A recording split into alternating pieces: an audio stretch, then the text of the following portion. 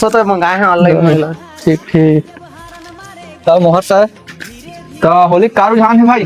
अरे कुछ माहौल ही नहीं दिखा यार गाँव में तो। तब तो इसनम नहीं बना यार। हाँ यार मैं होलिका दहन ती घेरे हैं साला एक लकड़ी अगर कुछ नहीं है साल कैसे करो यार। तक होलिका दहन अच्छा से नहीं हुई, पिछले बार से तक वैसे मजा नहीं आए।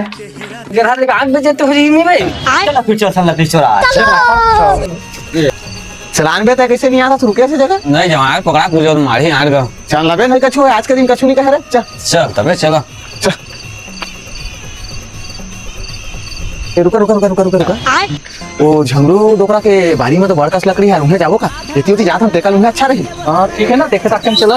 अच्छा चल देखे एक बात हम लोग मिलके चलना है। हाँ कोई पकड़ा जाता कोई नाम बताना ही नहीं है। लेकिन वो तो डर लगा यार। ड्रामा में हमारे एक साथ देखो, चलो चलो चलो। जल्दी का छिड़ा भी कहां से इधर? अबे काले नहीं अबे चल चल सजग रात रही था। चल तू ये साला मनवाना को लकड़ी ला तो पता है सब लोग पूरा ध्यान आ तो मन को आ गए मजा देखा कुछ नहीं छोड़ा। ये सफर के साथ